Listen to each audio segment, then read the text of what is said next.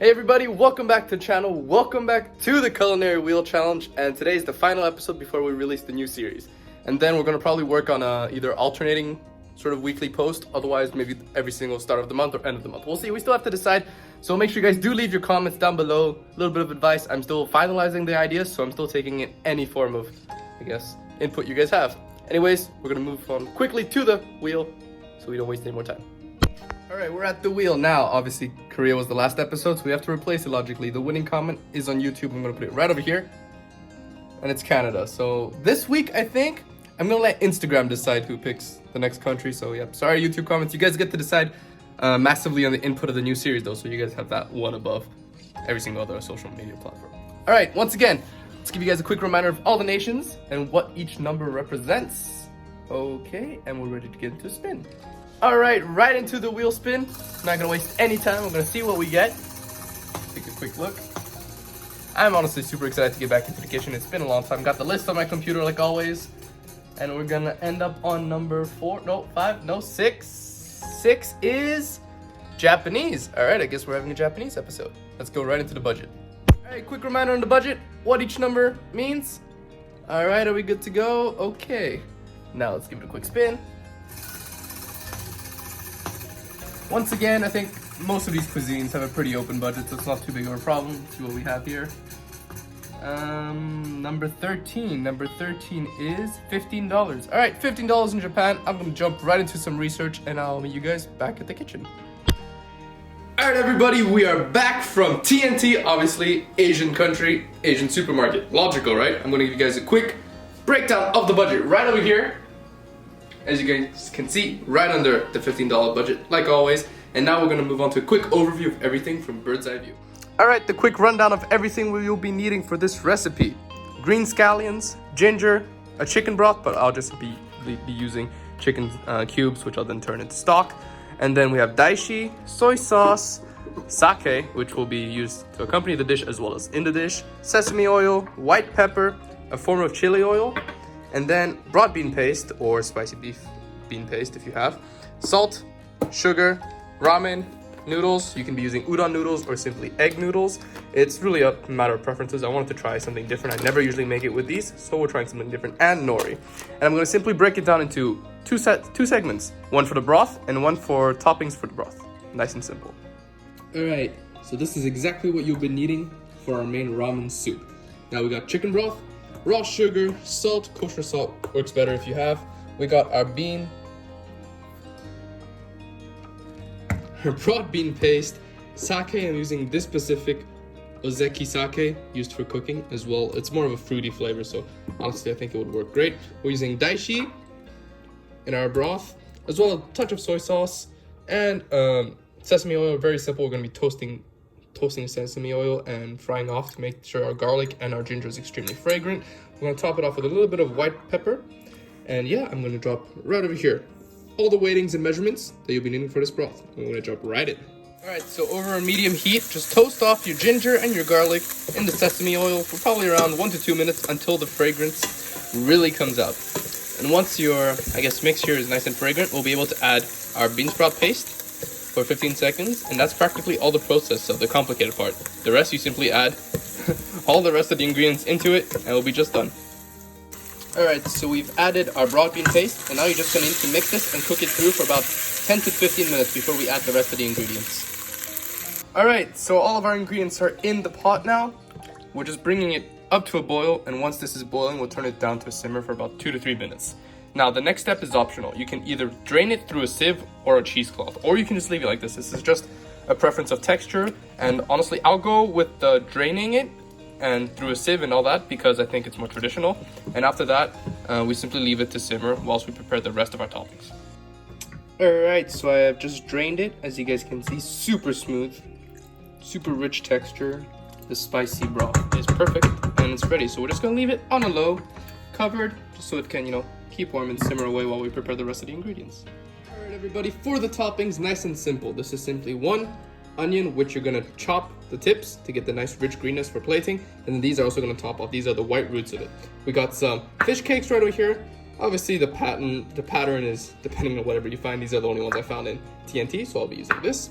We have our soft boiled eggs. Simply 1 inch of water, boiling, 6 minutes uncovered. You should get soft boiled eggs. These are already done.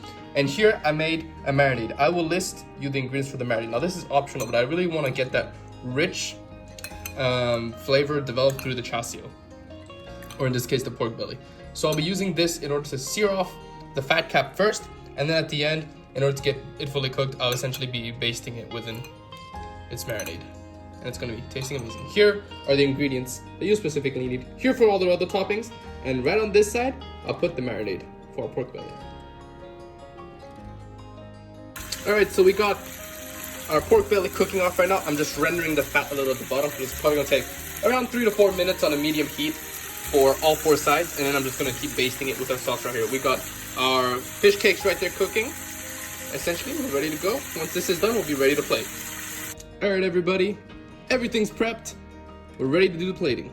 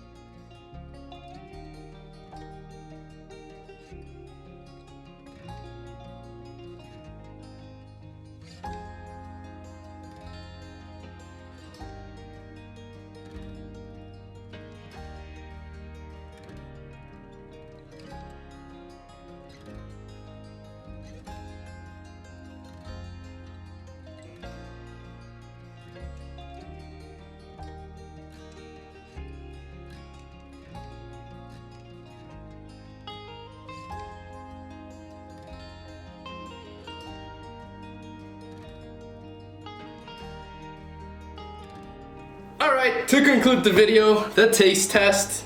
Once again, a very vibrant looking dish, and I'm super excited. I got a small piece of the chasio, or pork belly if you want, and it honestly tastes amazing. Now I'm gonna grab a little bit of the noodles. I'm gonna put a slice of pork belly right here, put a little bit of green onions on it, and we'll give it a try with a touch of broth first. See what it's like.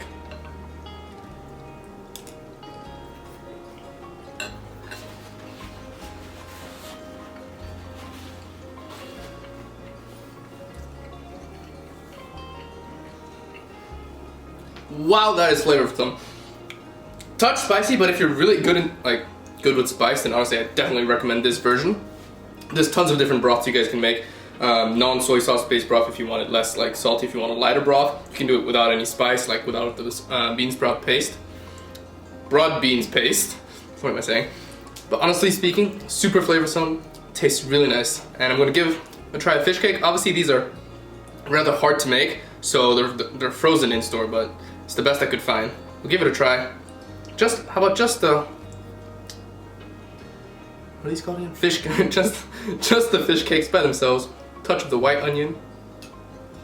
A little bit of broth. Let's give it a shot.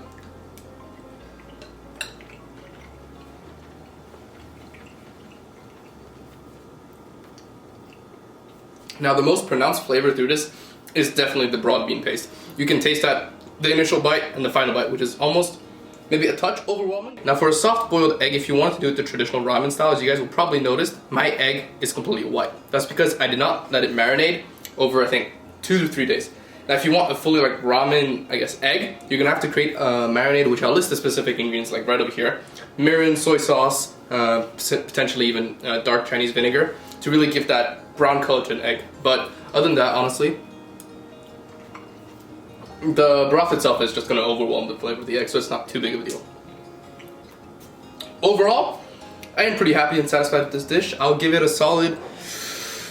maybe if this wasn't a spicy version, because I think the spicy version is almost a touch overwhelming. I could potentially even reduce from the 2 tablespoons of the broad bean paste to maybe 1.5. I think that would be perfect, so I'm going to have to give it like a 7.5. A solid 7.5, you know. Nothing bad really about the dish, but potentially a small tweak here and there with the broth. But that's it, guys. Make sure you guys leave all your advice, all your opinions, all your, I guess, suggestions you have for the future series, and I'll definitely look into it and I'll introduce it in the next episode. Hope you guys enjoyed it. See you next time.